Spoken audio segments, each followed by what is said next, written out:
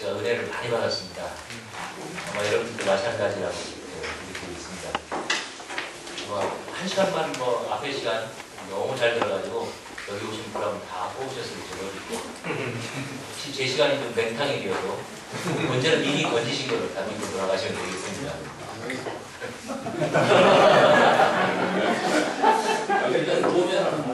한 두 달 반 전에 한철 박사님으로부터 이 주제를 받았는데 참 막막합니다. 뭘 얘기를 해야 될지.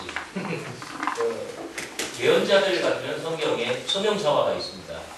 그래서 이사야, 제라누스콜의 입술을 찢고 말씀을 듣고 나름대로 어떤 그 초월의 경험, 하나님과의 그 만남의 그 아주 모멘트, 종교학자들이 말하는 그 느미노스 또는 어떤 그 거룩이 지평을 돌파하고 스스로 발현하는 그러한 초월의 경험, 그런 것에 관한 이야기들이 있습니다만, 그러나 예수님에 관해서는 너무나 신선한 것이 없습니다.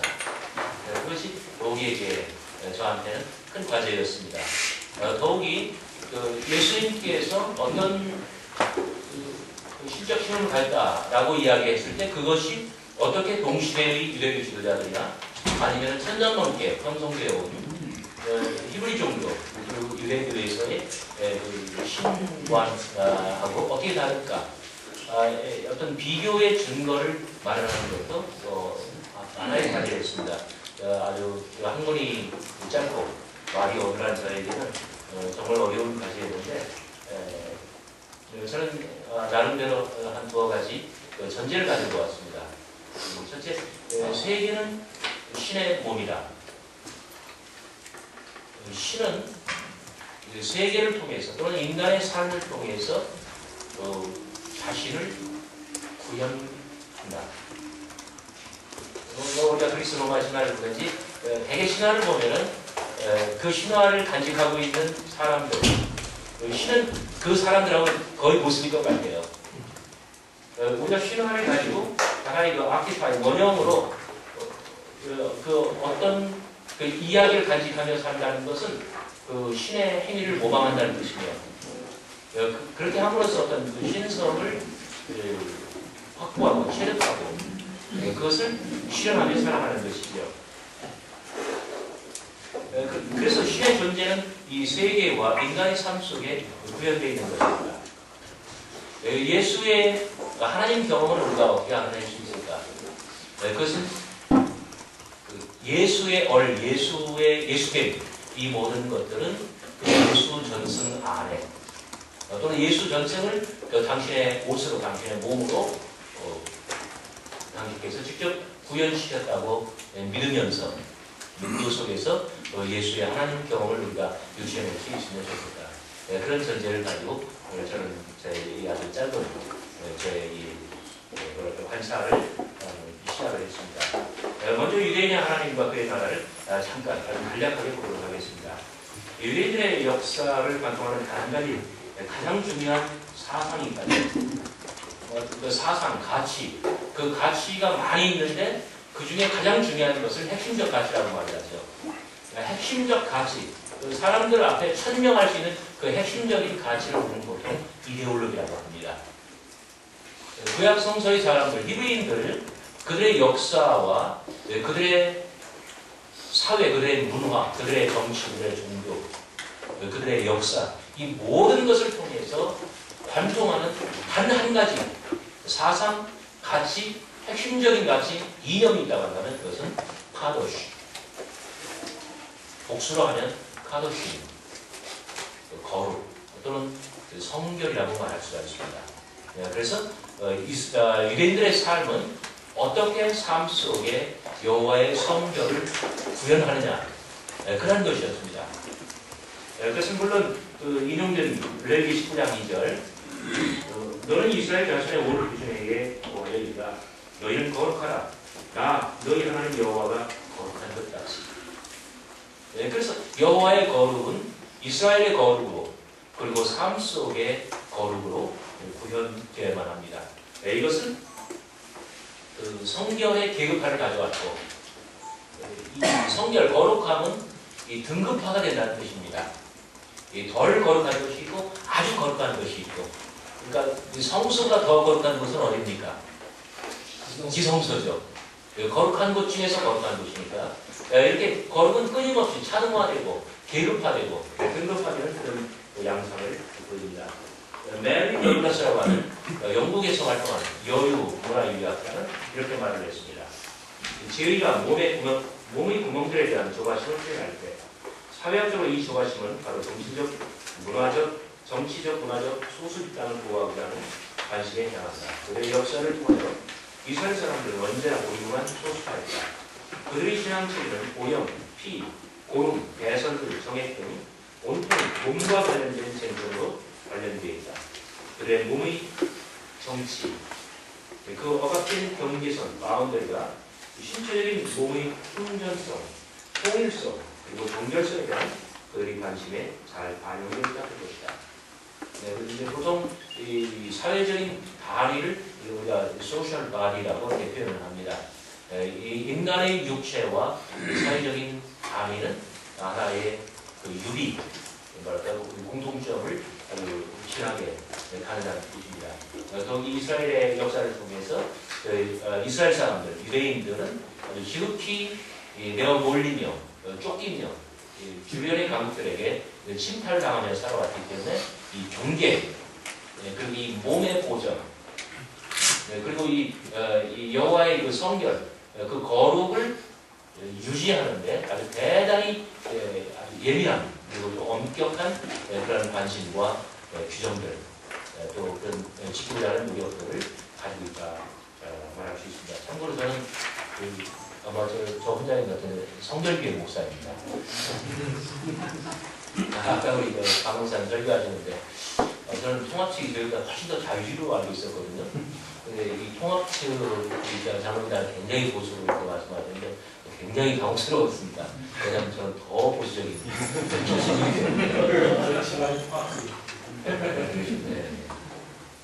아무튼 뭐 성결교입니다 제가. 여호와의 성결을 유대인들이 어떻게 잘 지키고자 하는가? 왜?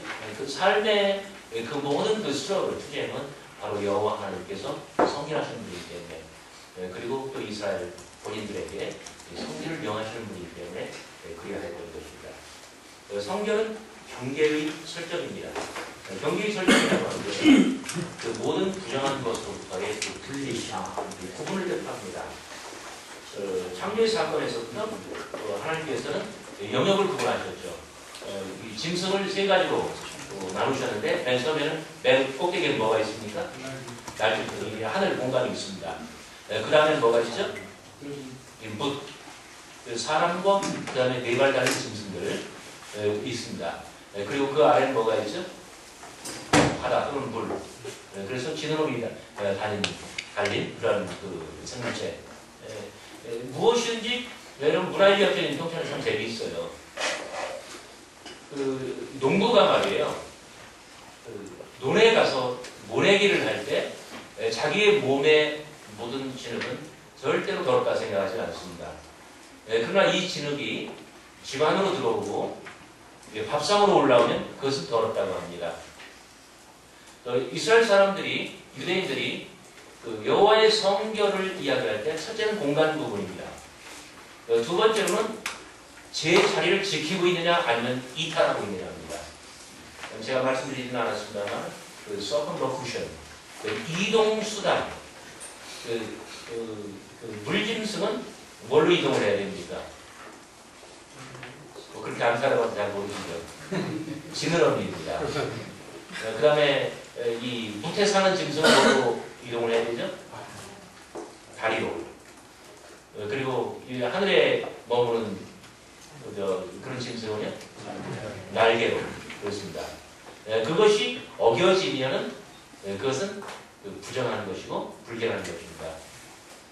또 다른 말로 하면은 이 성결은 노멀리티, 노멀한 것.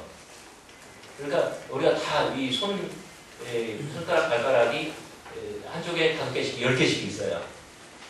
이것은 노멀한 것입니다. 이것은 온전한 것이고 그리고 거룩한 것입니다. 그러니까 이 노멀 커브를 벗어나서 4개 있다든지 5개 있다고 한다면 그것은 불행한 것, 죄에 속한 것으로 그렇게 보았습니다. 그래서 어떤 돌연변이라든지 이런 모든 것들, 그 다음에 이 환자, 그리고 뭔가 조금만 튀는 사람들은 저거 다 불행한 사람들이에요. 오늘 김경재 박사님 굉장히 카리스마틱하게 잘하셨는데 이런 것도 조금 노마크로 벗어난 거예요. 한번만 하시죠. 이 공간의 계급화를 보시면 멀티아 에리아는 일찍이 성과 속 이 책에서 거룩한 공간과 세계의 성화가 세계 도시의 종족들과 늘 성화하고 현적이들. 그런데 이 공간의 비균질성이라는 종교적인 경험은 하나의 원칙 경험이며 세계의 상관과 동일시할 수 있다. 공간의 균질성은 사람으로 하여금 살 수 없다고 봅니다. 모든 공간이 차별화되지 않고 구분되지 않고 성결화되지 않으면 사람은 살 수 없다는 거예요. 그래서 예를 들어서 광야는 이 귀신이나 이 악마가 역사하는 곳.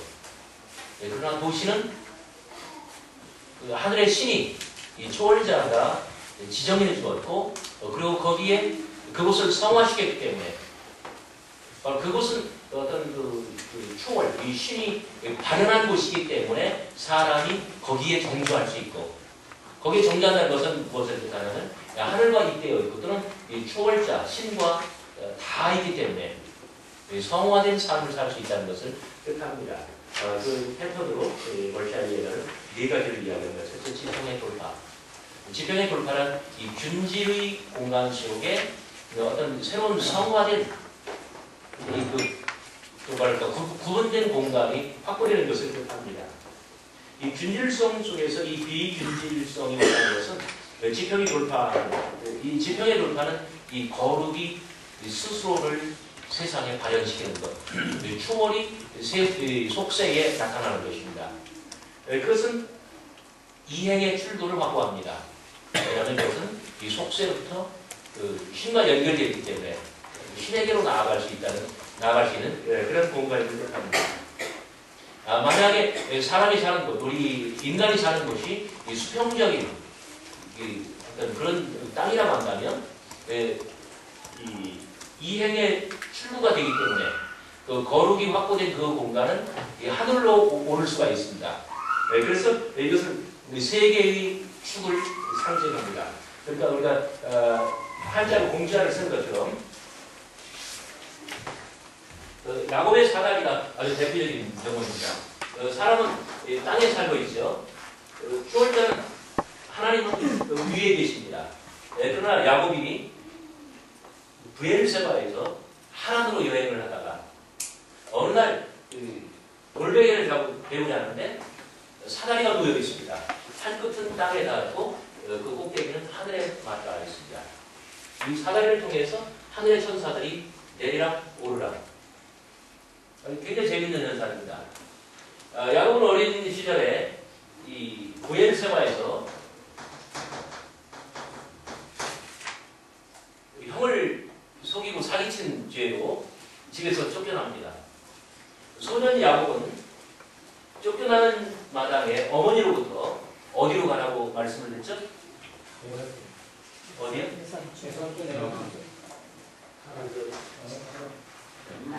내가 알기로는 하나인데 같은 곳이겠죠?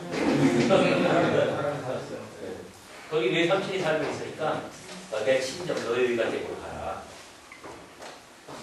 여러분 지중해 그림대로죠. 브엘세바는 정말 천수답게 한설이에요. 사람이 관계 사업을 하지 않고 하늘의 의지에서 농사를 지을 수 있는 마지막 한계선. 이 밑으로는 자연농이 안 돼요. 하나는 이 지역입니다. 정말 가보지 않은 길, 모르는 길, 도로 표지판이 있습니까? 뭐가 있습니까? 아마 한 1000km는 될 거예요. 북극성, 북쪽만 바라보고 갔을 거예요. 근데 어느 날 그가 베델레에 이끌었을 때에 그는 사다리를 태어나게 되었습니다. 그때 그는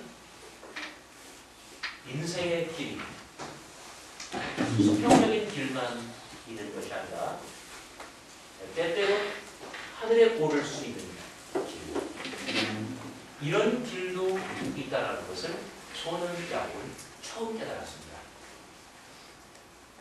수직적인 길. 이것은 하나님께서 자신에게 나타나는 것입니다. 그래서 야곱은, 소년 야곱은 이것은 정말 하나님의 전이요 하늘의 문이로다 고백을 했지요. 이것이 바로 다른 모든 땅과 구별된 성화된 땅이요. 이 존재가 여기서 벗어나서 오를 수 있는 곳이요. 그래서 이행의 출구가 됩니다. 네, 그리고 전혀 다른 지평에 닿을 수 있는 그런 뭐랄까요? 그런 기회가 마련되고 있습니다.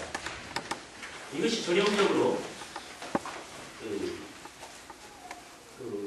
멀티아 엘리야가 말한 이 네 가지 양상으로 나타나는 하나의 패턴이라고 말할 수 있습니다. 그래서 하나님께서 나타나신 이 거룩이 스스로를 세상에 드러내고 발현하신 이곳이야말로 정말 하나님의 전이요. 그 돌베개의 기름을 붓고 내가 얻는 모든 소득에서 내가 가는 이 길에서 여호와께서 나와 함께하사 나에게 먹을 음식을 주시고 입을 의복을 주시고 나로 편안히 외가댁에 다녀서 아비 집에 돌아오게 하시면 내가 얻는 모든 소득에서 뭐를 드리고요?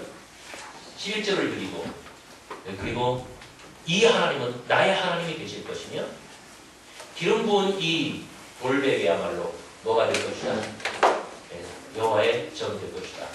그래서 이것은 세계의 중심이 되고 우주의 배꼽이 될 것입니다.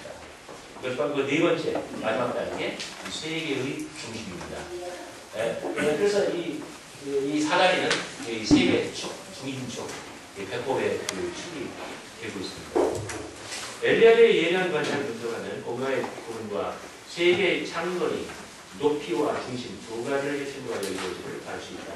이것은 아득한 기원의 시간에 신들이 세계를 창조하는 사건의 제의적 모범이며 반복이라 할 수 있다.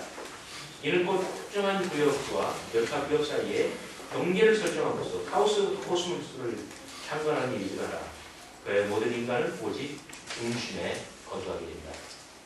여러분 세계의 중심은 어디입니까? 어떤 사람들은 영국이라고 합니다. 왜냐하면 이 그리니치 비너지가 영국에 있기 때문에 한국 사람 맞습니다. 미국 사람들은 뉴욕이 중심이라고 합니다. 왜냐하면 세계 최대의 도시가 뉴욕이기 때문에 사실은 한국인데 그죠? 자기가 살고 있는 곳은 이미 하나님께서 신이 허락하신 곳이며 선택하신 곳이며 우리가 성화된 곳이기 때문에 우리가 정주할 수 있는 곳입니다. 사람들이 살고 있는 모든 정착지는 이런 일을 하는 것입니다. 유대인들에게 경계의 설정과 공간의 부분은 동일한 방식으로 훨씬 더 정교한 양상으로 발생하였다. 마태복음 23장 성결의 정교에 대한 공간의 사등문화를 반영하듯이 아래 각주의 28번 유대인들은 모든 공간이 성결한 것과 분명한 것을 구분하고 그랬다. 이미 하나님께서는 창조 때 창공 위에 물을 아래의 물과 분리시켰고 바다를 무트부터 분리시켰다. 고대문은 멘테림은 이게 뭐냐면요.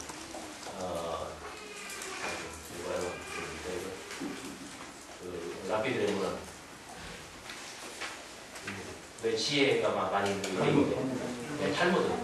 근데 그 중에 한 문화입니다. 공간이야말로 다음과 같이 성전의 정도에 따라 10가지로 차별하게 됩니다. 거룩성에는 10가지 정도가 있다. 이스라엘 땅은 그 밖의 땅보다 그 밖의 땅보다 그렇다. 이방 땅에 비해서 이스라엘 땅은 훨씬 거룩합니다. 성을 가진 도시는 더욱더 거룩하다. 광야보다 성내가 더 거룩, 성이 거룩하죠. 성 안이 더 거룩하고 성 안에 성전산, 그리스인들 같은 건 아크로폴리스라고 그러죠. 그 다음에 성전산 중에서도 5번 성전이 담 안은 더 거룩하고 담 안에서도 여인의 뜰이 그 밖의 곳보다 더 거룩하고 그 다음에 이스라엘의 뜰, 남자의 뜰입니다. 현관과 제단 사이, 성소, 지성소 이렇게 10단계로 이 동심원을 고르면서 구성되어 있습니다. 근데 재미있는 것은 뭐냐면은 이 10번으로 갈수록 더욱더 높아진다는 뜻입니다. 중심은 높이를 확보합니다.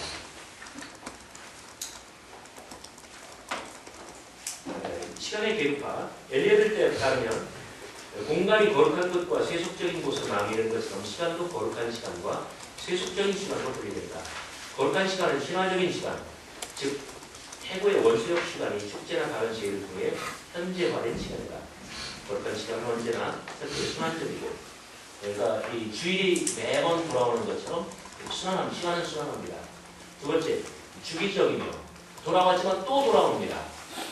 그리고 일정한 간격을 통해서 돌아옵니다. 그런 의미에서 이 사이클은 주기적입니다.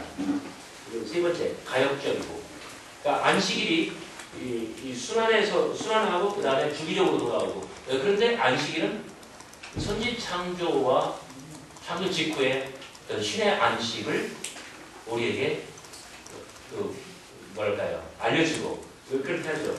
그것은 뭐냐면 우리가 이 주기적인 시간 그리고 이 순환적인 시간을 통해서 아득한 태고 시간의 그 원점 C1으로 돌아갈 수 있다. 바로 가역적이라는 뜻은 그런 뜻입니다. 그 마지막으로 회복 가능하다. 무슨 뜻입니까? 아주 굉장히 긴 시간이 많이 흘러왔지만 신의 행동을 따라서 우리도 여기에서 신과 함께 세계를 참관할 수 있다는 것을 뜻합니다. 유대인들에게도 성결의 계급 구조는 시간에 적용되었다. 유대인들의 성스러운 절개를 관찰하면 보편적인 종교문화에 대한 엘리야의 분석과 상당도를 일치한다. 그러나 어떤 면에서는 유대인들에게 성결의 제도에 따른 시간의 계급화가 훨씬 더 정교하게 발생한 것을 알 수 있다. 이미 하나님께서는 낮을 밤으로부터 노동의 날로부터 안식의 날을 분리시켰다. 제아림, 시에 이미 제아림이라는 말은 이 시라는 뜻입니다. 제아림에 이어 유신화의 두 번째 분류인 모에드는 다음과 같이 성스러운 시간들의 목록을 제시한다. 샤밧, 안식이죠. 패샤임, 요마, 수코, 용토, 로시 하샤나, 타하니, 메길라, 모에카타. 이런 그 절기들이 시간의 질서를 타고 아까 말씀한 것처럼 순환적으로 돌아오고 또 주기적으로 일정하게 돌아오면 따라서 우리는 그 사건이 원초적인 사건으로 들어갈 수 있고 그 사건을 지금 여기에서 재현할 수 있게 됩니다. 여기는 바로 성결의 계승화가 이루어져 있다. 안식일은 하나님 당신이 안식하셨던 날이고 따라서 3주의 시간도 속함으로 가장 거룩한 시간이다. 6월절은 하나님이 사람들을 애굽으로부터 이끌어내어 이스라엘을 창조하신 것을 기념하는 절기이다. 그리고 6월절은 안식일 다음으로 거룩하다. 그 다음에는 용키퍼, 수코, 로시 하샤나, 그 다음에는 부임절 이렇게 계급화가 되어 있습니다. 시간에 따른 성결의 계급화에 대한 어떤 힘줄을 가지고 있습니다. 시간이 차별화에 대한 어떤 원칙이라는 존재합니다. 그것은 한마디로 원초적인 순간과의 거리다. 시간에 따른 성결의 계급화는 그 시간이 카스모스, 우주의 창조에 가까울수록, 그래서 하나님께 가까울수록 높이 위치합니다. 성결의 이데올로기는 이렇게 끊임없이 경계의 선을 긋고 공간에 있는 시간들은 모든 것을 나눈다. 유대교의 사회세계는 이렇게 형성되었다. 이 시간과 공간이 계급화된 것처럼 따라서 인간 사회도 계급화를 이루었습니다.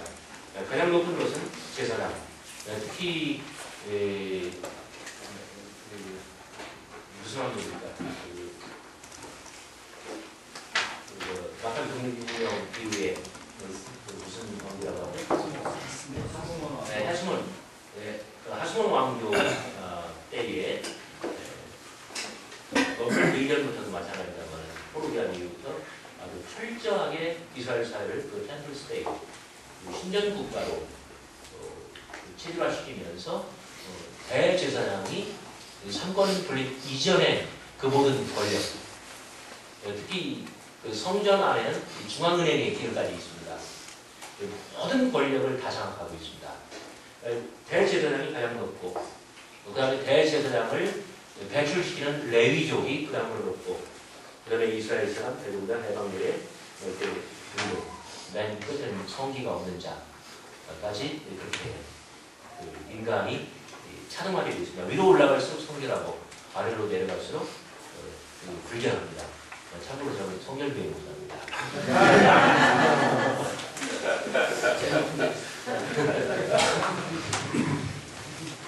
유대 사회에서 한 개인의 사회적 지위를 결정하는 것은 기본적으로 혈통과 율법에 대한 지식의 두 가지였다. 우선 이 목록에서 보듯 혈통의 정결성 여부에 따라 처음 세 범주의 사람들을 이방인들로 분류했습니다. 그리고 이스라엘 백성 내부에서는 혈통이 가장 순수한 사람들이 성직자로서 사회의 최상부를 형성한다. 그리고 비성직자 계층 가운데 율법의 지식이 가장 깊은 서기관들, 율법을 잘 지켜 일상생활을 정결하게 지켜가는 바리새인들, 그들이 피라미드의 그 다음을 차지합니다. 물론 성결이 계층 구조에서 뒷바닥이 놓이는 자를 그냥 표현합니다. 여기에 혈통이 정결치 못한 자를 치명적인 신체적 부부자들을 포함한다. 이렇게 거룩성이란 온전성 또는 정상성을 일컫는다. 또한 사람의 계층화는 공간의 계층화와 일치한다. 한 사람의 위치는 그가 성전과 얼마나 가까움에 달려있다. 저 사람들은 가장 거룩하다. 그들은 지성소에 들어가게 됩니다. 그 다음으로는 레위인들, 그들은 성소에 들어간다. 다음으로는 이스라엘 사람들, 그들은 성전 주변에 사는 성전 뜰까지 인간의 계급화는 거주의 범주, 범위 또는 접근 가능한 영역, 즉 공간의 계급화도 일치하지만 이 양자는 무엇을 먹을 수 있는지와 관련하여 성결의 정도에 따른 음식물의 등급과도 일치한다. 여러분은 하나님은 재물을 드십니다. 하나님은 성전, 지성소 안에 계십니다. 이스라엘 사람들은 정결한 동물을 먹을 수 있습니다. 그들은 이스라엘 땅에 갑니다. 이방인들은 온갖 잡것을 다 먹을 수 있습니다. 왜냐하면 이스라엘 밖에 먹기 때문에 위 피라미드로 올라갈수록 가장 거룩한 것을 섭취할 수 있다는 것을 뜻합니다.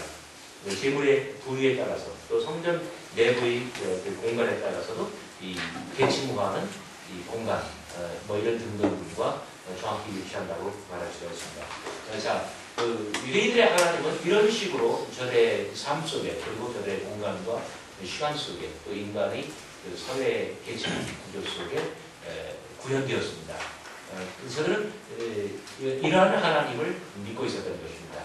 그래서 구약 성서에 나오는 예언자들의 소명 이야기라든지 또 율법에 관한 예언자들의 그 위치라든지 여기 이런 모든 것들이 녹아들어가 있는 그 신명기 역사가 이 레위기 이 역대기 역사도 마찬가지 동일한 이데올로기를 전제로 했다고 보시면 되겠습니다. 물론 그 이전에 창세기를 구성하고 있는 마지막 편집이라든지 아니면 개별적으로 JEDP 개별적인 문서들도 마찬가지라고 볼 수 있습니다. 물론 제가 이 구약학 전공은 아니기 때문에 더 자세한 것은 구약자에게 문의하시면 더 좋을 것 같습니다.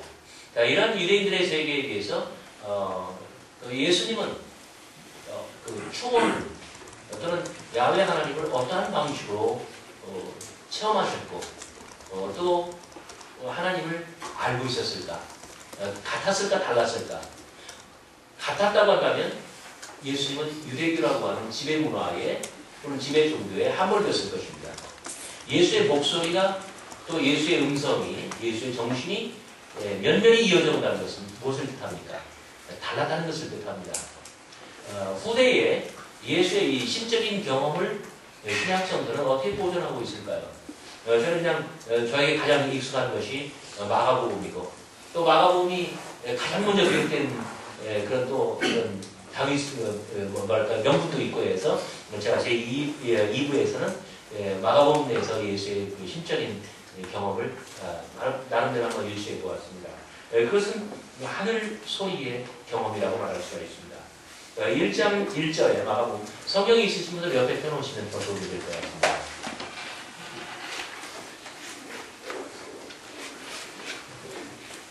자, 1장 1절에 하나님의 아들 예수 그리스도 보고 계시다 해놓고 바로 3절에서 광야에 외치는 자의 소리가 있어. 세례 요한의 삶과 이 존재, 그의 실존을 광야에 외치는 자의 소리라고 말하였습니다. 그는 광야로 나와서 4절 죄사함을 얻게 하는 회개의 세례를 전파하였습니다. 세례 요한의 취지, 그의 메시지는 동심원을 그리면서 사방으로 널리 퍼져나갔습니다. 5절에 보시면 5절 제가 직역을 해봤습니다. 유대인들의 세례, 그리고 그들이 요단강에서 그에 의해 세례를 받아주도록 하고 있었다. 그들의 죄를 회개하면서 자복하면서. 자, 이 소리는 유대 땅과 그리고 그 중심에 있는 예루살렘에까지 퍼져나갔습니다. 그래서 예루살렘의 모든 사람들과 많은 유대인들이 강가로 나와 세례 요한에게 세례를 받았다는 것입니다. 6절, 7절, 8절이 지난 다음에 소리는 더 멀리 북방으로 아주 멀리 북쪽의 갈릴리 지역까지, 그 중에서도 정말 작은 시골 마을 나사렛까지 들려왔습니다. 나사렛. 제가 퀴즈 한번 내볼게요. 그 구약 성경에 나사렛이 나오나요? 나오지 않나요?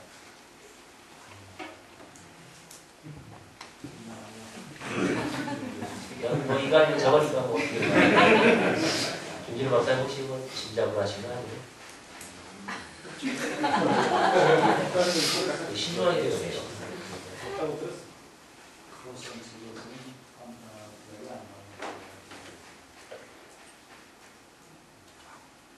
안 나옵니다. 참 다행이십니다. 다시 말해서 하나님께서 이끌어가시는 구원의 역사에 단 한 페이지도, 단 한 줄도 기여하지 못한 이 작은 시골 마을, 모래 분지로 둘러싸여 비교적 고립되어 있는 이 작은 시골 마을, 그 나사렛에도 이 소리는 들려왔습니다. 그 중에 오직 한 사람, 한 청년 예수가 또 소리를 들었습니다. 그리고 그는 바로 이 반응의 양식을 보입니다. 그리고 그가 요단 속으로 요한에 의해 세례를 받았다. 제가 이제 어디 가가지고요, 이 5절과 9절을 비교하고 해보면서 유대인들의 세례와 9절 예수의 세례를 한번 비교하고 차이점을 말하라고 하면은요, 사람들이 다 그렇게 되더라고요. 5절 유대인들의 세례는 자기들의 죄를 자백하면서 세례를 받는 건데, 예수님은 자백을 안 한대요. 왜 안 하냐고 물어봐요, 저는. 그럼 다 뭐라고 대답하는지 아세요? 예수는 죄가 없으니까. 왜냐면 하나님의 아들이니까. 그렇다면 진짜 재미가 없죠. 그죠? 네, 근데 여기 히라보를 보시기 바랍니다. 그 5절. Kai ever pisoto fit out to, and to Yordane potamo. 거기까지만 읽겠습니다. And to Yordane potamo. N이라는 전치사를 썼습니다. 9절. 예수의 세례는 Kai ever pisday based on Yordane with Yordane. 에이스라고 하는 전치사를 썼습니다. 영어로 읽으면요, 아주 정확하게 직역을 하면 유대인들의 세례는 in the Jordan River, 요단강 안에서 받는 세례입니다. 그러나 9절 예수님의 세례는 into the Jordan. 무슨 뜻입니까? 자, 유대인들의 세례는요, 그냥 이렇게 받는 세례예요. 왜냐하면 이게 보려면 상반신이라 어느 정도는 수면 위로 올라와 있어요. 그러니까 입으로 나불나불 말을 할 수가 있는 거예요. 자기의 죄를 자복하면서. 왜냐하면 세례 요한이 마구 그냥 호통쳤잖아요. 회개하고 하라고. 그러니까 입으로 이 자백을 하는 거예요. 그러나 예수의 세례는 어떻게 됩니까? 물 속으로 완전히 잠기는 세례. 물 속으로 들어가는 세례. 이건 침례입니다. 물이란 무엇입니까? 형체를 완전히 죽여버립니다. 이것은 죽음입니다. 자신의 전 존재와 자신의 과거에 대해서 완전히 죽어버리는 일종의 죽음의 체험입니다. 그러니 예수는 말할 수 없습니다. 그러니 예수는 자백할 수 없습니다. 자백했다면 어떻게 해요? 물 먹죠. 자신의 과거와 전 존재가 완전히 죽어버리는 경험.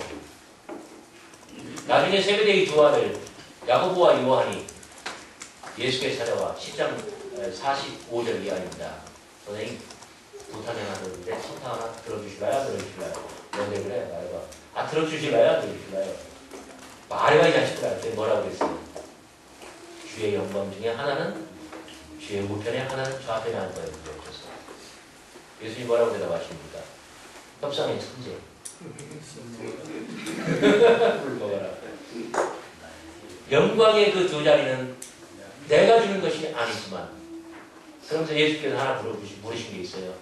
너희가 과연 나의 마시는 잔을 마실 수 있겠느냐? 나의 받는 세례를 받을 수 있겠느냐? 나의 마시는 잔. 성사학적으로, 문학적으로 한번 해석을 해주세요. 잔이란 무엇입니까? 겟세마네 동산에서 예수께서는 아주 피를 토하는 절규의 기도를 드리십니다. 아버지께는 모든 것이 가능하오니 내게서 이 뭐를 잔을 옮기시옵소서. The cup, the symbol, in mouth. 그것은 곧 죽음입니다. 세례도 마찬가지입니다. 나의 마시는 이 잔을 마실 수 있느냐? 이 진노의 포도주 잔을 그네들도 마실 수 있느냐? 나의 이 죽음에 너희들도 적극적으로 능동적으로 자신의 뜻으로 참여하고 나의 길을 따를 테냐? 마찬가지로 세례도 마찬가지. 세례도 죽음입니다. 나의 받는 세례를 너희가 과연 받을 수 있겠느냐? 이것들이 그냥 뭐든지 다 할 테니까 영광의 두 자리만 달라고 그냥 대답했어요. 예, 마시고 받겠습니다. 그때 예수님이 뭐라고 하세요? 하여튼 너희가 과연 그 잔을 마시고 그 세례를 받으려니와 그러나 영광의 두 자리를 주는 것은 내 소관이 아니니라. 진짜 협상의 천재지만 어찌 보면 무책임하시죠. 전략의 운명을 예고하는 대목입니다. 마가복음 10장 40절부터 45절까지 그 이야기를 나오겠습니다. 아무튼 예수께서는 1장 9절을 통해서 물속으로 완전히 들어가 죽으시는 죽음의 세례를 경험하셨습니다. 그때 10절 곧 물에서 올라오실 새 하늘이 갈라짐과 성령이 비둘기같이 자기에게 내려오시더니 하늘로서 소리가 나기를 너는 내 사랑하는 아들이라 내가 너를 기뻐하노라. 9절이 예수의 들음을 전제한다고 봅시다. 믿음은 들음에서 난다고 하죠. 전하는 자가 없으면 어찌 듣는 자가 있겠습니까? 이 모든 것은 그리스도의 말씀으로 비롯된다고 나중에 사도 바울은 그렇게 신앙을 고백합니다. 그러나 예수님께서도 들음으로 말미암아 당신의 꿈도 헌신도 그리고 그 모든 결단도 들음에서 시작되었습니다. 9절이 들음이라고 한다면 10절, 11절은 득음입니다. 그는 자신의 이 완전한 죽음을 통해서 하늘의 소리를 얻었습니다. 득음의 체험을 그는 몸소 가지게 되었던 것입니다. 이 하늘이 갈라진 여기 성령이 비둘기같이 자기에게 임했다고 했는데 정확한 번역은 토프니우마, the spirit입니다. 그냥 그 영이라고 한 것이겠습니다. 하늘이 갈라지고 그 영이 당신에게로 임했다. 한 사람이 죽으면 천지가 개벽합니다. 내가 죽으면 세상이 변합니다. 예수는 당신의 이 완전히 죽어지는 침례를 통해서 그 같은 놀라운 경험을 얻었습니다. 그리고 무엇보다도 하늘의 소리를 몸소 얻으셨습니다. 영은 비둘기같이 임하였다 합니다. 비둘기가 성경에 나오나요? 특히 창세기에? 어디에 나오죠? 노아의 왕조예요. 아마 여기 노아가 이 종이 한 장 들고 들어가서 A4 용지에다가 40주 40야를 동그라미 치면서 카운트했을 겁니다. 그러나 온 세상에는 물이 가득해요. 노아는 궁금했습니다. 야훼 하나님의 말씀은 믿을만한가 아니면 거짓말인가? 그런 창공을 향하여 새를 날려보냈습니다. 맨 처음에 보낸 새가 뭔지 아세요? 까마귀. 제가 자란 시골에서는 까그메라고 불렀습니다. 근데 이 새가 돌아옵니까? 안 돌아옵니까? 이 의리 없는 새가 안 돌아왔어요. 아마 무슨 고기를 잘못 먹은 것 같아요. 무슨 고기? 아마 고기. 그래서 노아는 참다 못해 다음 새를 전령처럼 창공을 향하여 가려고 했는데 그게 바로 비둘기입니다. 얼마 후에 창세기 기사를 읽어보면은 비둘기가 돌아오는데 노아는 계속 이 방주에서 창을 통하여 이 창공을 바라봐요. 이 새가 오는지 안 오는지. 그런데 멀리서 비둘기가 날아오는데 노아는 얼마나 반갑는지 창으로 이 상반신을 드러낸 채 손으로 이 비둘기를 받아봅니다. 근데 비둘기를 받아보니까 부리에 뭘 물고 있어요? 파릇파릇 새로 도달한 감람나무 잎사귀를 부리에 물고 있습니다. 무엇을 뜻합니까? 물이 빠지고 그 심판받았던 저주받았던 세상에 새로운 생명이 붐듭니다. 벌써 오래되었습니다. 여러분 보세요. 자, 이 물이 빠지면서 봉우리가 도달합니다. 네, 그리고 거기에 새 생명이 잉태했고 잎사귀를 내고 있습니다. 네, 감람나무 잎사귀는 그리고 여기 비둘기는 regeneration, 재창조, 심판 이후에 창조, 심판 그리고 그 이후에 새로운 창조를 상징하는 것입니다. 물이 빠지는 것처럼 10절 예수께서 물 위에 올라오셨어요. 물 위로 올라오셨어요. 정확하게 같은 장면이라고 볼 수가 있습니다.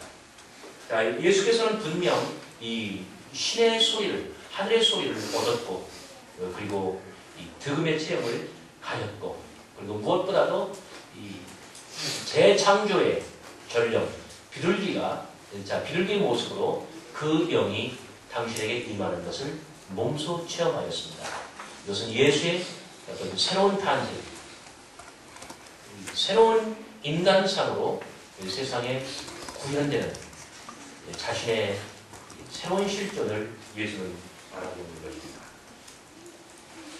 12절, 13절 지난 다음에 14절, 15절 요한이 잡힌 후 예수께서 갈릴리에 오셔서 하나님의 복음을 전파하여 가라사대 때가 찼고 하나님의 나라가 가까웠으니 회개하고 복음을 믿으라. 자신의 스승인 세례 요한이 한평생을 소리, 광야에 외치는 자의 소리로 존재했다고 한다면 소리를 듣고 죽음의 침례를 받은 후 득음의 체험을 통해서 하늘의 소리를 얻으신 예수, 그도 스승처럼 한평생 소리로 존재하게 되었습니다. 우리는 이 소리를 가리켜 무엇이라고 부릅니까? 인간의 가장 복된 소리, 곧 복음이라고 우리는 부르고 있습니다. 자, 들음에서 득음으로, 득음에서 복음으로.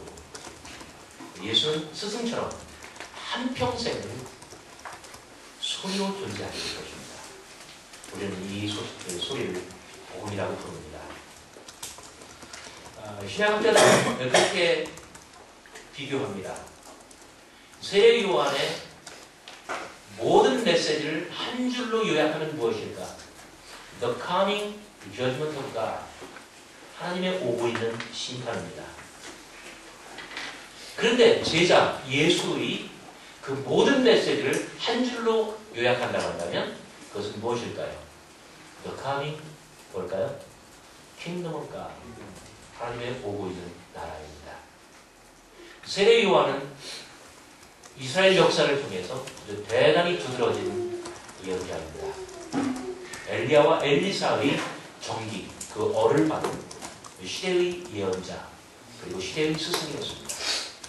그는 예수 이전에 유대 역사, 그리고 하나님의 구원사에 있어서 가장 모범적이고 가장 훌륭한 하나님의 종의 한 사람일 것입니다. 그러나 예수는 그에게 가르침을 받았고 세례를 받아 할지라도 그의 하나님은 바뀌었습니다. 세례 요한은 심판하시는 하나님을 세상에 설파했지만 그 그러나 예수께서는 심판하시는 하나님이 아니라 하나님의 나라, 이 나라를 주시는 하나님. 그 나라는 무엇일까요?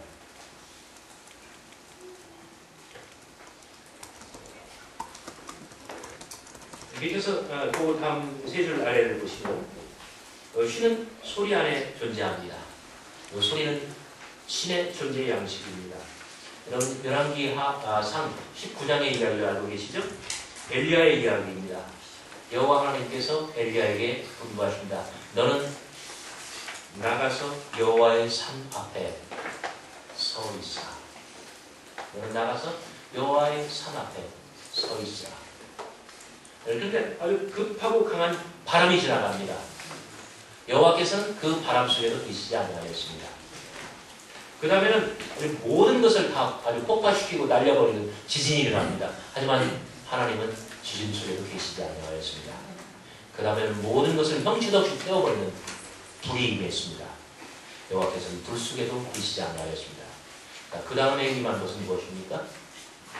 작고 세미한 음성.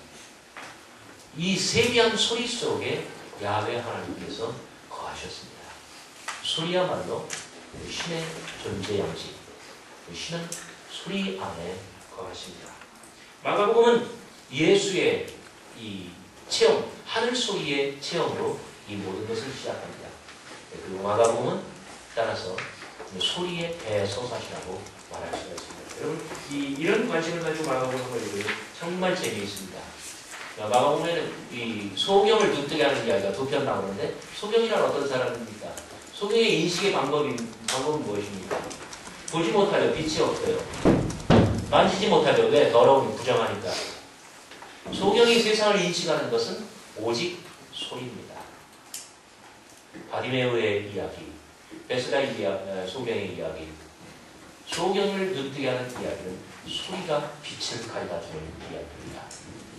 마찬가지로 이 빛은 있으되 소리가 없는 사람, 듣지 못하고 말하지 못하는 환자의 이야기, 치유의 이야기를 마가복음은 두 편 들려줍니다. 7장 마지막 그리고 9장 중간. 예수께서는 아주 정말 이상한 방법으로 양귀에 손을 끼워 넣으시고 침을 다 뺏을 때는 대개 무슨 침이 나옵니까? 깊이 있는 침이 나옵니다. 그 침을 촉촉 발라서 혀에다가 묻혀줍니다. 그리고 에파사 이 발음부터 에파사 이 소리가 입안에 뭉쳐있다가 파사 아주 폭발하듯이 그때 귀가 열리고 혀에 맺힌 것이 풀려서 곧 소통이 원활하게 되었다고 합니다. 소리를 만들어냅니다. 이것은 예수의 사역입니다. 당신이 소리였기 때문에. 그러나 적대자들의 하는 일은 다릅니다. 6장에 보시면 헤롯 안티파스 쟁반에 생일 잔치날 쟁반에 무엇을 담아 나오죠? 예언자의 머리를 참수해서 거기에 수반에 담아 나옵니다. 무슨 뜻입니까? 예언자의 입을 친 겁니다. 어리석기는 예수의 제자들도 마찬가지입니다. 겟세마네 동산에서 예수와 함께 있던 자 14장 34절 이하입니다. 함께 있던 자 아마 제자들 중에 하나였던 것 같습니다. 나중에 마태복음과 다른 부분들에서는 피해자를 말고라고 말합니다. 아마 예수를 붙들러 나온 동산으로 나온 그 많은 사람들 중에 하나였을 것입니다. 다른 부분들에서는 베드로가 그랬다고 하는데 아무튼 예수와 함께 있던 자는 검을 떼어 아주 사정없이 내려치는데 무엇을 잘랐습니까? 귀를 잘랐습니다. 예언자의 얼굴과 입은 소관 위에 뒹굴고 그 이름 없는 병사에게는 동상 위에 굴고 있습니다. 이것은 소리의 전쟁입니다. 마가복음은 대략 한 60여 명의 캐스팅, 등장인물들이 등장합니다. 나옵니다. 우리가 마가복음을 그냥 평상 속도로 쭉 읽어내려가면 대략 한 2-3시간 정도 걸립니다. 이것은 한 60여 명이 연출하는 한 2-3시간짜리의 배, 서사시 또는 오페라 뭐 이런 걸로 우리가 이야기를 할 수가 있습니다. 이 저잣거리에 아주 질펀한 어성 소리들, 사람이 죽어나가는 비명 소리들, 허공에 칼춤을 추는 이 검의 소리, 별이별 이 속세의 소리들을 다 모아서 합하여 복음으로 만들었습니다. 소리는 문자를 읽었고 이것은 텍스트로 오늘 우리에게 다가옵니다. 이것은 소리의 아주 거대한 대서사시라고 말할 수가 있습니다. 예수는 복음의 이 문학화된 복음의 초입에서 하늘 소리를 경험하였기 때문에, 그리고 소리를 얻었기 때문에, 그 스스로 소리가 되셨기 때문에 이 소리의 대서사시가 이렇게 연출될 수 있었던 것입니다. 이 하늘의 소리를 나누다 마가복음 9장에 보면은 예수께서는 베드로, 야고보, 요한을 데리시고 함께 높은 산에 오르십니다. 그리고 9장 2절 이하를 보시면 그는 변한다. 이 세 제자 앞에서 변모하십니다. 지금 전체 구도를 보시기 바랍니다. 예수와 제자들은 1대3으로 대면합니다. 그런데 자, 변한다는 변모하셨어요. 그래서 제자들이 너무나 아주 어리둥절합니다. 그런데 그 순간 예수 좌우편 곁에는 모세와 엘리야가 수행하고 있습니다. 둘째 구도는 다시 3대3으로 바뀌고 있습니다. 자, 예수께서 이 세례를 받으실 때 하늘이 갈라졌다고 했죠. 복음의 말미에서는 뭐가 갈라지죠? 지성소와 성소를 가르는 휘장이 갈라지죠. 예수의 죽음과 함께 야훼 하나님은 그 베일을, 찢어진 베일을 통해서 탈출하시고 세상으로 나오게 됩니다. 지금 예수와 모세 그리고 엘리야는 제자들 3인방과 3대3으로 마주하고 있습니다. 복음의 말미에서는 이 동일한 3대3의 대면이 먼 발치에서 이루어질 것입니다. 한번 퀴즈 맞춰보세요. 어떤 사람들이 3대3으로 만날까요? 미팅하는 사람. 사회 보시는 한 목사님 아세요? 중앙에는 모친 마리아가 서 있습니다. 좌우편에는 작은 야고보와 요셉의 어머니 마리아, 그리고 막달라 마리아. 먼 발치에 아마 거의 봉우리 꼭대기에는 중심에 예수께서 서시고 좌우편에는 누가 있습니까? 두 강도가 마주할 것입니다. 3대3으로 마주하게 되십니다. 참, 이 복음의 이 아주 구석구석을 펼치면 정말 재밌는 내용들이 참 많습니다. 그러나 저들은 두렵고 할 말을 모릅니다. 베란당 구름이 와서 저들을 덮으며 구름에서 소리가 납니다. 이는 내 사랑하는 아들이니 너희는 저의 말을 듣지 않는다. 이것은 복음의 초입에서 바로 예수께서 들으셨던 동일한 말씀입니다. 예수가 들으셨던 하늘 소리를 예수는 그 세 제자들과 함께 나누고 있습니다. 문도 둘러보니 아무도 보이지 않냐고 오직 예수와 자기를 보냈다. 어떤 뜻입니까? 이것은 8장 38장 거의 마지막 첫 번째 순환 예고 직후의 의견입니다. 높은 산 위와 낮은 산 아래가 대조되고 있습니다. 예수께서는 이 순환의 길, 죽음의 길, 인생의 거칠, 삶의 지향을 결정하셨습니다. 그리고 산 위에 올라가 제자들과 함께 이 하늘 소리를 나누고자 하십니다. 하늘 소리의 공유, 체험의 공유, 3인 제자들의 하늘 경험. 그러나 제자들은 두렵고 어안이 벙벙하여 할 말을 모릅니다. 저들은 소리를 들었습니다. 그러나 말을 잊지를 못합니다. 마가복음은 예수의 하늘 소리 그 경험에 비하면 어쩌면 비극으로 따라갈 것입니다. 1장, 6장, 14장에 하늘 소리를 다시 구하는 예수의 이야기가 얼핏얼핏 드러나 있습니다. 첫 번째 기도는 1장입니다. 새벽 무렵 2명에 예수께서 일어나 나가 한적한 곳으로 가서 거기서 기도하시더니 요 구절 때문에 새벽 기도가 생겼어요. 요것만 아니면 새벽 기도가 없었을 가능성이 있는데 생각보다 힘듭니다. 저도 7년 동안 했는데 정말 힘듭니다. 그런데 아무튼 번잡한 가버나움 다운타운을 벗어나 한적한 곳으로 나가서 예수께서는 기도하십니다. 물론 이 기도는 마가복음의 기도가 단 3차례 나오는데 기도를 약간 일상화한 것은 누가복음입니다. 누가복음의 예수님은 좀 습관성으로 기도를 하셔요. 그러나 마가의 이 새벽 기도는 딱 한 번 있었던 겁니다. 반복적이고 주기적이고 또 가역적이고 그런 것이 별거 아닙니다. 아무튼 이 기도는 아마 하늘의 소리를 응답으로 다시금 확인하셨는지 예수께서는 바로 그 직후 36절 이하에서 온 갈릴리로 여행하며 사역을 확대하십니다. 두 번째 기도는 6장입니다. 오병이어 기적 직후 44절, 6장 44절까지가 오병이어의 기적입니다. 직후에 예수께서는 45절 즉시 제자들을 재촉하사 아나카소 이 강회장이 있습니다. 자기가 물을 보내는 동안에 배 타고 앞서 건너편 펜스를 가게 하시고 물을 잡게 하시는데 기도하러 산에 갑니다. 예수께서는 산으로 가십니다. 뭐 가는지 안 가는지 알게 뭐예요. 제자들이 편에서 볼 때는 알 수 없는 일이에요. 어디 가서 자고 있는지. 그런데 제자들은 혼자, 그러니까 예수님 말고 12명만 바다로 내어 몰렸습니다. 여러분 복음서를 읽을 때 바다 이야기는 대단히 남다릅니다. 바다는 리오야간 또는 레비아간이라고 하는 몸을 틀어 꼬는 짐승.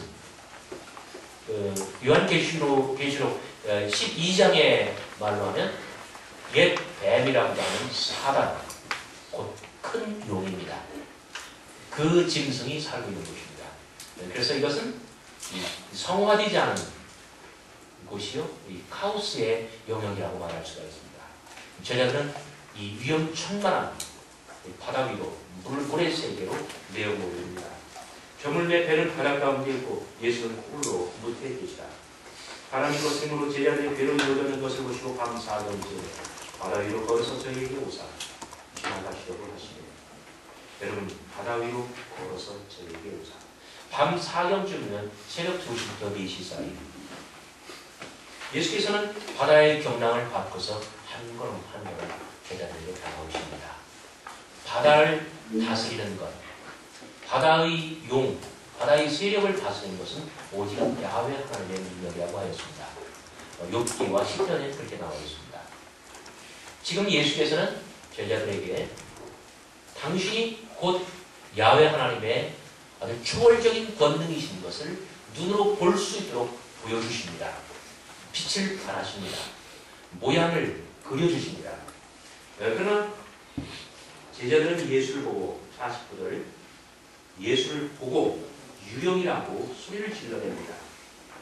이 소리는 예수가 체험한 소리가 아니요 하늘 소리를 체험한 사람들이 발할 수 있는 그러한 소리도 결코 아닙니다. 이것은 불신, 공포, 두려움 그리고 자멸의 소리입니다. 저희가 다 예수를 보고 놀랍니다. 예수께서 말씀하십니다. 내니 두려워 말라. 여기 내니라는 말은 에고 에이. 출애굽기 3장에 있는 모세가 당신이 누구길래 나로 하여금 내 백성에게 가라 하게 하시나이까. 당신은 누구십니까? 이 불타는 이 뭐예요? 그 호렙산 이 가시덤불 곁에서 불타오르는 가시덤불 곁에서 모세가 물었을 때 야훼 하나님이 뭐라고 대답하셨습니까? 나는 스스로 있는 자이다. 에고 에이미 호오 동일한 말씀입니다. 거룩이 지평을 뚫고 스스로를 발현시키는 성형의 체험입니다. 제가 이 뜻이야. 에고가 1인칭 단수된 여자 에이미가 이 비동사 영어로 말하면 M이라고 무슨 뜻이냐고 물어보면 애들이 뭐라고 대답해요? 나는 M이다 그 뜻이에요. M 보겠습니다만 얼마나 무서워요. 눈에서 초록빛이 나오잖아요. 이게 의미야. 그러니까 지금 예수께서는 그 야훼 하나님의 그 초월적인 권능을 눈으로 볼 수 있도록 보여주시고 비칩니다. 그리고 귀로 들을 수 있도록 들려주십니다. 마가복음은 이 소리에 대해서 하시라고 말씀을 드렸는데 정말 악본이 어딘 줄 아세요? 4장 23절입니다. 성경 있으신 분 한번 찾아보세요. 마가복음 4장 23절. 정말 악본이에요. 한번 그 한번 읽어주시죠. 들을 귀 있는 자는 들으라. 4장 23절이 그거라고요? 네. 24절은? 또 이르시되 너희가 무엇을 듣는가 스스로 삼가라. 너희의 헤아리는 그 헤아림으로. 그겁니다. 또 이르시되 너희가 무엇을 듣는가 스스로 삼가라. 우리말 번역이 그렇게 되어 있는데 직역을 한번 해보겠습니다. 블라테테 티 아쿠메테 루 what you hear. 무슨 뜻이에요? 너희가 듣는 것을 너희가 보라. 소리를 눈으로 보래요. 정말 악법입니다. 소리를 볼 수 있는 사람이 있어요? 본시 비유를 그림 언어라고 하죠. 예수님의 한 편의 비유를 들으면은 비유가 끝이 났어도 눈에 잔상이 어립니다. 이것은 한 편의 그림이죠. 비유는 그림의 언어예요. 믿음이란 소리를 듣고 마음속에 그 위험한 상상을 비전처럼 그려나가는 것.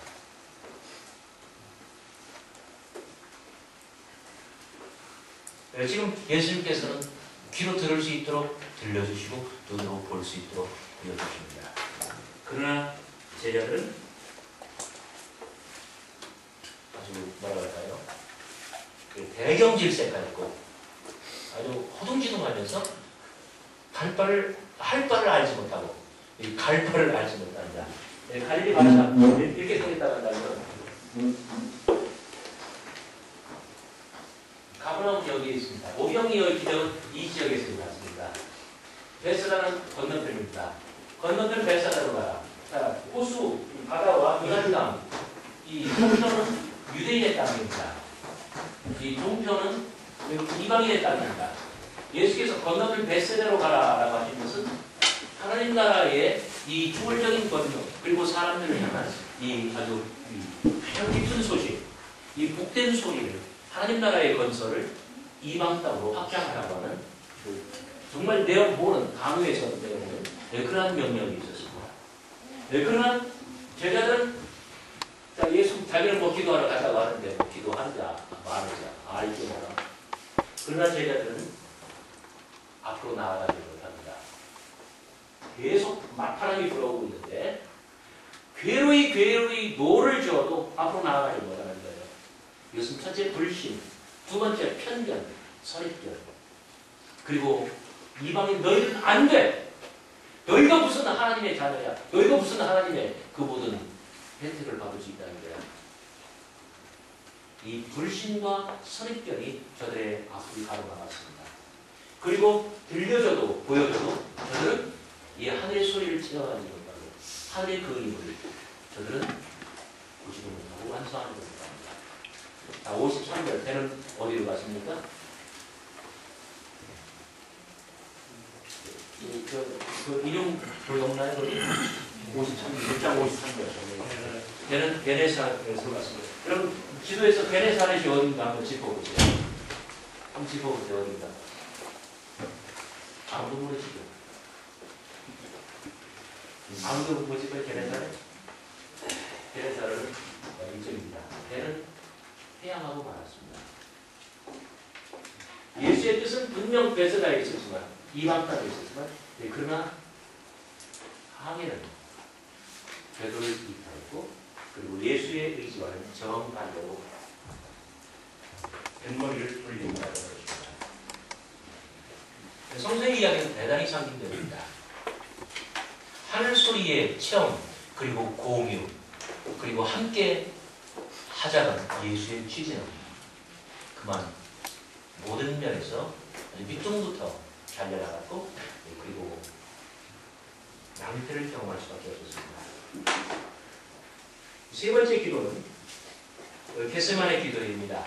예수님께서 9명이 제자들은 아마 산 아래나 어디쯤 될 거예요. 너희는 여기 있으라. 3명을 데리고 그 겟세마네 동산으로 올라가십니다. 그리고 자리를 잡아주시고 여기에 머물러서 한시도 지체하지 말고 깨어 기도하라고 이르십니다. 그리고 돌을 던질 수 있을 만큼 당신 앞으로 더 나가서 기도하고 돌아오시는 이것들이 자고 또 돌아와 보시면 이것들이 아주 코골고 그러고 있습니다. 아주 완전히 예수께서는 절망입니다. 예수께서는 아주 피에 맺힌 절규 아버지께는 모든 것이 가능하오니 이 잔을 내게서 옮기시옵소서. 그러나 나의 원대로 마옵시고 아버지의 원대로 마옵소서. 아주 피의 절규를 합니다. 그러나 하늘의 소리를 구하는 예수의 이 절규는 메아리 없이 그런 응답을 받지 못합니다. 마침내 십자가 위에서 다시 한번 절규합니다. 엘리 엘리 라마 샤파타니 하나님 나의 하나님 어찌하여 나를 버리셨나이까. 이것은 지금까지는 복음서 저자인 마가가 이 소리라고 하는 모티프를 가지고 어떻게 형상화하고 서사시로 만들어냅니다. 문학적인 연출이라고 말할 수가 있습니다. 그러면 역사적인 이 소리의 이런 드라마로서의 이 복음을 뚫고서 역사적인 예수로 돌아간다면 예수는 어떤 하나님을 알고 계셨습니까? 예수가 체험한 하나님의 모습을 우리는 좀 희미하게나마 볼 수 있을 것 같습니다. 도마복음 30 처음에는 A는 예수의 치유와 축기, B는 식탁교회, 이것은 행위전승입니다. 그리고 C, D에서 말씀전승이었습니다. 좀 속도를 내겠습니다. 이 치유와 축기를 보면 도마복음 35번과 Q 11장, 마가복음 3장은 같은 내용을 포함하고 있습니다. 도마, 예수가 말했다. 누구는 강한 사람의 손을 묶지 않으면 그 강한 사람의 집에 들어가서 강제로 그것을 빼앗을 수 없다. 그의 손을 묶고 나서야 그는 그의 집을 강탈할 것이다. 동일한 말씀이 Q 11장이라고 하면 누가복음 11장이면 Q의 말씀이 나오겠습니다. 누가복음 11장 21절 그리고 마가복음 3장 27절에 나와 있습니다. 그런데 이 Q와 마가는 이 도마의 두 글자를 훨씬 더 확장시켜 놓은 상태입니다. 그런데 아주 굉장히 재미있는 것은 20절입니다. 이것은 누가복음에만 보존된 누가복음과 마태복음에만 보존된 Q의 말씀인데 저희가 유학 가가지고 신약학을 배우면서 이것은 전형적으로 역사적 예수의 진정한 말씀이라고 그렇게 분류를 합니다. 엑솔시즘, 축기의 사역을 가지고 신학적인 논쟁이 붙었을 때 예수께서 대답하십니다. 20절. 그러나 내가 만일 하나님의 손을 힘주고 귀신을 쫓아내는 것이면 하나님의 나라가 너희에게 임하는 겁니다. 여기 하나님의 손, 좀 더 정확하게 읽으면 하나님의 손가락입니다. 이 이야기를 통해서 치유와 축기의 이야기는 투쟁 가운데 있음을 알게 됩니다. 적대자와 예수 사이에 투쟁이 있고 그리고 강한 자와 더 강한 자 사이에 투쟁이 있습니다. 투쟁은 인간의 존재를 누가 빼앗아갈 것이냐 아니면 빼앗은 자로부터 다시금 빼앗아 해방시킬 것이냐 하는 것이 쟁점입니다. 예수께서는 말씀하실 때에 만일 이것이 하나님의 손가락으로 말미암은 것이라면 하나님의 나라는 이미 너에게 임하는 것이다 라고 말씀을 하십니다. 여러분 네모 안에 있는 것 오른쪽 면을 보시기 바랍니다. 23절, 24절, 25절에 마가는 24절 만일 나라가 스스로 분쟁하면 그 나라가 설 수 없고 나라는 보통 나라이기도 하면서 이것은 다윗의 나라이기도 합니다. 결국 이스라엘 유대 사회입니다. 두 번째 25절. 만일 집이 스스로 분쟁하면 이것은 하나님의 집입니다. 성전입니다. 26절. 만일 사단이 자기를 거스러 일어나 분쟁하면 설 수 없고 이만합니다. 24절 나라, 25절 집, 26절 사람. 세 개를 삼중의 패러럴리즘으로 동등한 위치에 분류하였습니다. 결국 다윗의 나라도 이스라엘도 이 바알세불이 집권하는 이 사단과 동일시될 수 있으며 여호와의 집 성소 지성소조차도 바알세불 곧 거주의 영이 거주하며 장악할 수 있는 사단의 소굴이 될 수 있다는 것을 아주 은유적으로 보여주는 대목입니다. 27절 그러나 강한 자를 결박하고 세간을 탈취하는 것은 더 강한 사람입니다. 나중에 큐에서 그런 대목이 나옵니다. 예수께서 세례요한에게 세례를 받으러 나갔을 때에 세례요한이 뭐라고 말합니까?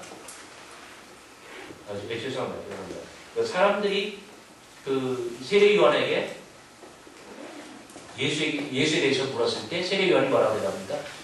내 뒤에 더 강한 분이 오시나니 더 강한 사람은 예수님 당신입니다. 여기 세간이란 스쿠에 가장 귀한 것, 인간의 실존, 인간의 영혼을 뜻합니다. 축기든 아니면 치유든 이것은 투쟁의 현장 속에 있습니다. 이 생명을 누가 빼앗느냐, 아니면 빼앗은 자로부터 해방시키느냐, 그것입니다. 28절 이하를 보시기 바랍니다. 내가 진실로 너에게 이르노니 마가복음입니다. 사람의 모든 죄가 해방하는 해방은 사심을 얻되 여기 해방이란 신성모독을 뜻합니다. 세상의 모든 신성모독은 전부 다 용서받을 수 있습니다. 그러나 29절 누구든지 성령을 해방하는 자는 사심을 영원히 얻지 못하고 영원한 죄에 처하느니라. 무슨 뜻입니까? 예수의 축기는 인간의 영혼을 해방케 하는 해방의 성령의 사역입니다. 그런데 이 성령의 거룩한 사역, 이 해방을 악령의 것이라, 바알세불의 것이라 치부하면 이러한 것은 결코 용서받지 못한다는 것입니다. 인간 영혼의 해방이 누구를 위한 것이든 그 모든 해방은 인간을 인간되게 하고 인간을 해방시키는 그 모든 해방은 바로 성령의 것입니다. 일찍이 사도 요한이 그런 말을 한 적이 있습니다. 사랑은 하나님께 속한 것이니 사랑은 하나님께 속한 것입니다. 그래서 사랑을 하면 이 모두는 하나님의 자녀들이 하는 것입니다. 모든 사랑은 하나님의 행동입니다. 용서도 마찬가지입니다. 2장 1절부터 12절 정말 검증받지 못한 죄악권의 청년 예수가 돌아다니면서 사람들을 용서하는 거예요. 이 죄가 사함받습니다. 유대교 지도자들이 예수를 검거했습니다. 네가 뭐가 한데 하나님의 특권인 사함의 은혜를 사람들에게 베푸느냐. 어떻습니까? 사함 분명 하나님께 속한 것입니다. 그러니 누가 누구를 용서하든 누가 누구에게 용서를 받든 세상의 모든 용서와 사함은 바로 하나님께서 허락해 주시는 것입니다. 심지어 저는 정말 아주 도발적인 생각으로 이 몸을 떤 적이 있습니다. 심지어 불교인이 기독교를 용서하면 그 용서, 그 사함도 하나님께 속한 것입니다. 우리가 예수 살기 이야기하죠. 예수의 정신, 예수의 취지, 예수의 뜻. 기독교가 껍질만 남고 모든 것을 잃었을 때에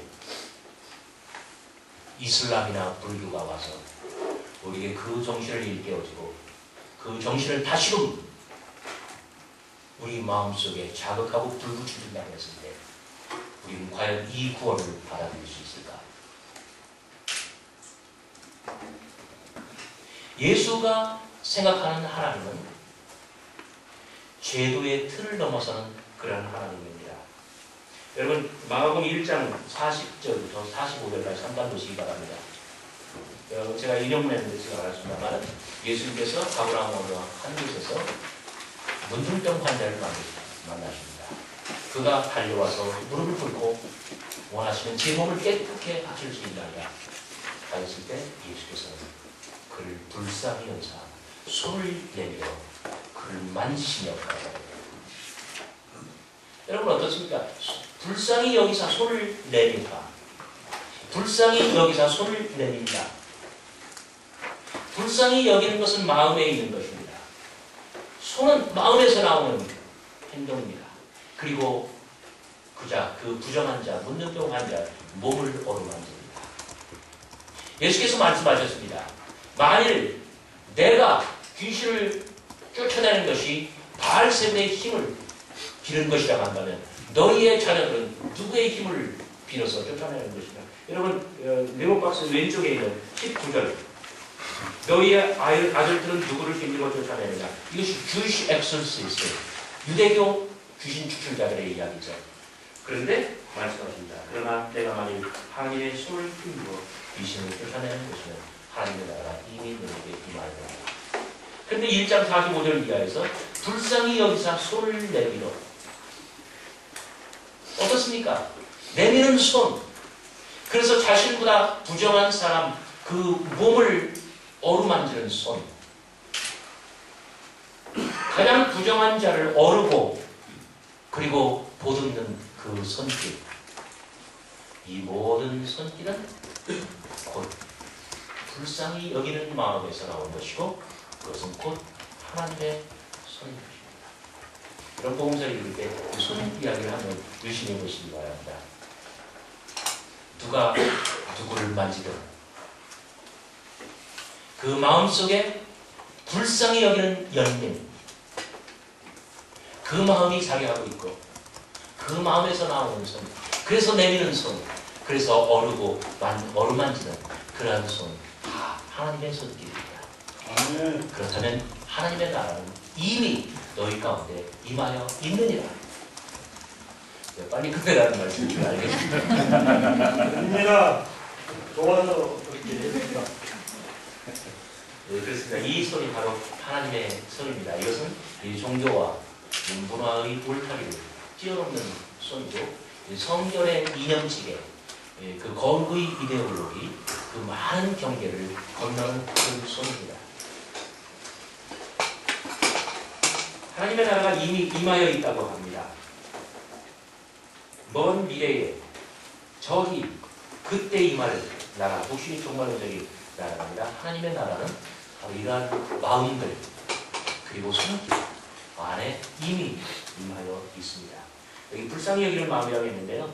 불쌍히 여기라는 헬라어로 스프링크 미조마이, 스프링크나라는 명사에서 왔는데 그것은 자궁이라는 말입니다. 불쌍히 여기다, 자궁의 마음, 엄마의 마음, 핏덩어리를 낳아놓고 정말 애달파하는 마음, 정말 못 견뎌하는 그런 마음이에요. 우리말로 가장 좋은 번역이 애가 닳다, 애달프다, 막 그런 번역이 될 것 같습니다. 예수와 식탁교제, 이 속에 나타난 하나님은 어떤 분이십니까? 노먼 페린이 Rediscovering the Teaching of Jesus, 바로 이 책입니다. 이 책에서 노만 페린이 양식 비평에 의해서 예수의 진정한 말씀들을 다 분석하면서 예수는 레이벨, 이 말씀이 어떤 자리에서 나왔을까? 거의 진정한 말씀들의 대다수는 바로 식탁의 자리, 밥 먹는 자리, 밥상머리에서 나왔다는 것을 분석했습니다. 그래서 결론은 이것입니다. 역사적 예수의 가장 괄목할 만한, 가장 특징적인 한 가지 주목할 만한 활동이 있었다면 그것은 바로 테이블 펠로십이었다. 테이블 펠로십, 식탁 교제만큼 역사적 예수의 가장 확고한 증거는 더 이상 없다. 이것이 바로 결론입니다.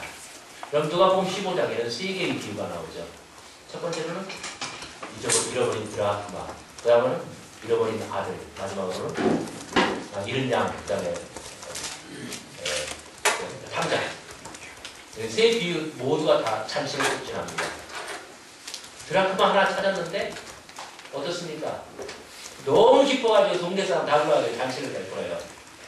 잔치의 비용은 드라크마 이내일 것 같습니까? 아니면 드라크마를 더 살 것 같습니까? 비용이. 훨씬 더 벗어났죠. 이 테이블 펠로우십은 예수님에게 있어서 하나의 아주 맹목적인 그런 취지와도 같습니다. 이런 양을 목동이 찾았습니다. 그런 아마 어깨에 이렇게 메고 오는 그런 모습이었을 거예요. 양을 한 마리, 100마리 중에 한 마리 이러다가 샀는데 얼마나 기뻤는지 동네 사람들 다 불러가지고 잔치를 벌였습니다. 뭐를 잡았겠습니까? 양을 잡았습니다. 어쩌면 방금 찾아온 그 양이 속죄양이 됐을지도 모르십니다. 이것이 바로 예수님이고 역사적 예수와 관련된 최초의 이야기들입니다. 그래서 80년대 이후에 특히 90년대 국민대학교 신학교는 정말 재미있는 관찰들을 많이 했어요.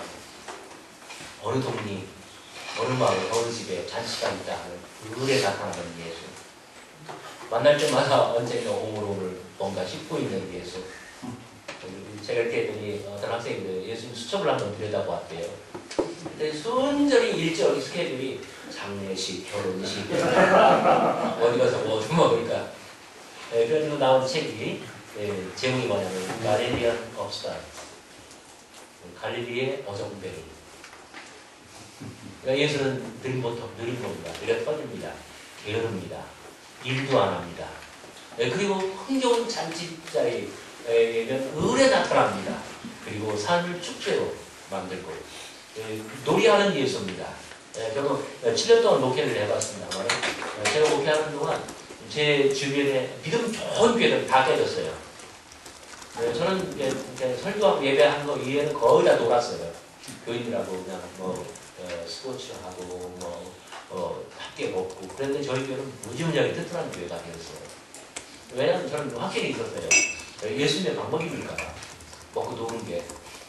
일상을 축제로 가르쳐줬습니다. 여러분 거기 잠깐 보시면요. 큐 10장, 도마 14, 마가복음 6장. 어느 집에 들어가면 이제 8절. 너희 앞에 차려놓은 것을 먹고 거기 있는 병변을 고치고 또 말하기를 하나님의 나라가 너희에게 가까이 왔다 하다. 이 먹음이 치유와 연결됩니다. 그 다음 도마 14장에서도 마찬가지입니다. 너희 앞에 있는 것을 먹고 그곳에 있는 병들을 치유하라. 이 치유와 함께 먹는 이 먹음 속에 하나님의 나라는 현존해 있습니다. 하나님 나라의 현존, 천지만의 본래 보시면은 예수님께서는 왜 금식하지 않는가 이 질문에 대하여 혼인집 손님들이 신랑과 함께 있을 때는 금식할 수 없다라고 이야기합니다. 왜 혼인이라고 말을 합니까? 먹고 마시는 것이 왜 혼인입니까? 바로 이 쌀, 하나님이 우리가 먹는 빵, 밥, 이 모든 천지간의 혼례, 그 자식으로 하늘이 그러니까 이 남녀 결합으로 말하면 이 정예를 뿌려주는 거예요. 그런 땅은 거기서 자식을 잉태합니다. 천지간의 혼례는 우리에게 식량을 줍니다. 이것은 대단히 성스러운 것입니다. 그래서 우리가 살아있는 동안 일부러 금식할 필요가 없습니다. 금식은 축제로, 금욕은 놀이로 바뀝니다. 하나님의 나라는 이미 바로 그 이 잔치와 축제 가운데 임하여 있다고 합니다. 예수는 게으른 사람입니다. 그런 놀이하는 사람, 축제하는 사람, 그런 갈릴리 어정쩡입니다. 이 친교, 함께 먹는 나눔, 이 놀이, 이 아주 상스러운 이 축제 속에 하나님의 나라를 임하여 있다는 것입니다. 하나님은 정말 사람을 가리지 않고 계층을 구분하지 않으며 이 정결과 이 부정을 상관치 않고 모든 사람들을 몸을 만지고 모든 사람과 함께 어우러집니다. 그 속에서 당신의 나라, 당신의 뜻, 당신의 다스림이 온전히 이루어진다 말씀하십니다. 이 비유 몇 개만 말씀드리면 탕자의 비유. 그것을 여러분 특히 누가복음 15장 20절을 보시기 바랍니다. 재산을 다 탕진한 둘째 아들 이에 일어나서 아버지께 돌아가니라. 아직도 상고가 많은데 아버지가 저를 보고 추근히 여겨 달려가 목을 안고 입을 만지고 집 나간 아들이 모든 걸 다 탕진했는데 언제 돌아올지 늘 문 밖에 나가 사면을 바라보며 아들을 기다립니다. 아들이 먼 발치에 왔을 때 그는 맨발로 뛰어나가 아들을 끌어안고 그리고 입을 맞춥니다. 여러분 어떻습니까? 여러분들이 보실 때 이것은 아버지의 모습입니까? 아니면 어머니의 모습입니까? 아들을 조건 없이 받아들이고, 저는 아들도 키우고 딸도 키워봤습니다만 아들, 딸을 키울 때 늘 그랬어요. 중학교나 집에 간지 아시고 그것도 못해. 아버지는 이 능력의 관점에서 아이들을 봅니다. 그러나 어머니는 어떤 관점에서? 관계의 관점에서 봅니다. 이 모습은 전형적으로 어머니의 모습입니다. 하나님은 어머니의 모습으로 예수에 의해서 비유에 나타나고 있습니다. 착한 사마리아 사람의 비유는 어떻습니까? 어떤 사람이 예루살렘에서 여리고로 내려갑니다. 그런데 강도를 만나서 거만 죽게 되었습니다. 제사장 레위, 눈이 마주쳤지만 지나쳤습니다. 사마리아인은 그를 불쌍히 여겼습니다. 불쌍히 여기는 마음, 그리고 거기서 나오는 내미는 손, 거기에 하나님의 나라가 임한다고 했죠. 이 비유는 가장 놀랍습니다. 만약에 이 비유가 사랑을 가르치는 비유였다고 한다면 A, B, C 행위를 3명 등장시켜서 3번째 사람이 그를 돕고 살렸다 하면 이웃사랑의 비유로서 흥미없습니다. 그런데 어떻습니까? 원수사랑의 비유로 예수의 어떤 뜻을 여기에 담았다고 한다면 예수님도 유대인, 화자도 유대인, 청자도 유대인, 그리고 주인공 예루살렘에서 출발해서 여리고로 갑니다. 그도 유대인입니다. 그런데 유대인을 죽이고 사마리아인이 와서 원수가 와서 구원합니다. 만약에 이 비유가 원수사랑의 비유라고 한다면 구도를 어떻게 잡으면 옳습니까? 누구를 죽여요? 여러분들은 죽일 의사가 없죠. 작가는 누구를 죽입니까? 사마리아인을 죽여야죠. 그리고 듣는 유대인이 입장에서 볼 때에 유대인이 구원하면 원수사랑이 됩니다. 그런데 왜 예수께서는 유대인에게 하시는 비유 속에서 유대인을 죽이고 원수가 와서 구원하게 만듭니까? 아까 제가 말씀드렸죠. 기독교가 예수의 정신을 다 놓치고 예수를 팔아먹고 남는 것은 제도의 껍질뿐이었을 때 이슬람이 와서 우리를 구원하면, 불교가 와서 그 정신을 깨우치면 우리는 그 구원을 받을 수 있습니까? 예수의 이 비유는 대단히 도발적입니다. 소름 끼치는 비유입니다. 마지막으로 한 비유를 읽고 마치겠습니다. 항아리의 비유, 빈 항아리의 비유입니다. 이것은 도마복음에 나와 있는 비유입니다. 도마복음 97번. 도마복음에는 16개의 비유가 담겨져 있는데 굉장히 부끄러운 이야기입니다만 국내 신학학자들은 도마복음 하면요 영지주의하고 탁 쳐버려요. 이미 70년경부터 국립에 계시는 도마복음은 공관복음에 비해서 훨씬 더 아주 순도 높은 진정성 있는 예술 전승을 다소 포함하고 있다고 이야기를 합니다. 97번 빈 항아리는 그 중에 하나인데 제가 조금 의아하겠습니다. 예수가 말하였다. 아버지의 나라는 밀가루가 가득 찬 항아리 하나 머리에 있고 먼 길을 따라 집으로 걷는 나락과 같다. 항아리의 손잡이는 떼어졌고 밀가루를 부지중 세어 안하게 뒤로 길을 따라 떨어지건만 안하는 어찌할 수 없었다. 안하는 알지 못했던 것이다. 안하는 집에 당도하였다. 항아리를 내어놓았을 때 그것이 텅 비어있으며 안하는 이에 깨달았다. 정말 이 비유는 농경 문화를 배경으로 한 시골 마을의 가장 정겹고 토속적인 이야기입니다. 이야기 모델은 구약성경에 나와 있는 사렙다 과부의 이야기입니다. 과부가 이제 죽게 되었을 때 항아리에는 한 번 먹을 수 있는 밀가루 조금 남아 있었다고 했죠. 그러나 권능의 예언자는 그 항아리를 꽉 채워줬고 병의 기름이 마르지 않도록 기적을 일으켰습니다. 그런데 놀랍게도 이야기 모델이 사렙다 과부의 이야기라고 말하지만 사렙다 여인의 이야기와 달리 이것은 하나님 나라의 이야기입니다. 그런데 여기 밀가루는 살았다 과부의 이야기하고 달리 자, 테이블사에 오시면 예수의 전면 특허예요. 물론 우리 모두가 다 공유할 수 있어요. 예수께서 그걸로 하나님의 나라를 이루신 것처럼 우리도 그걸로 이룰 수가 있어요. 여기 밀가루는 하나님의 나라를 상징하고 있습니다. 가장 놀랍고 충격스러운 것은 무엇입니까? 살았다 과부의 이야기는 텅 빔에서 출발하여 가득 참으로 끝이 납니다. 그것이 바로 기적입니다. 그러나 이 비유는 가득함에서 출발하여 텅 빔으로 마무리됩니다. 예수께서는 말씀하십니다. 이것이 바로 하나님의 나라다.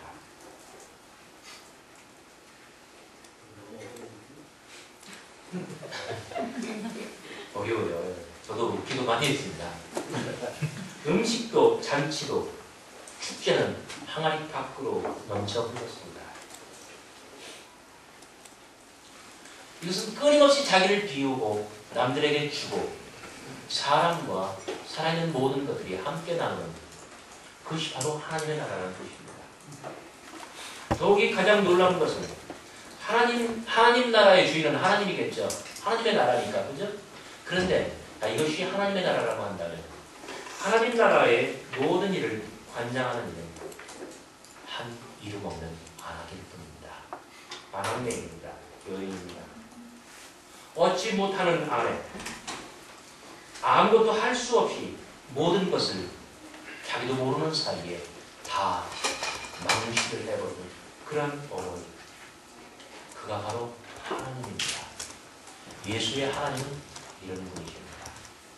세 개의 비유를 제가 선별해서 말씀드렸습니다만 어머니 같은 하나님, 그리고 선을 넘는 하나님, 문화, 그리고 종교, 그 모든 경계의 선을 넘어버리는 하나님, 그리고 자기를 비우는 여호와.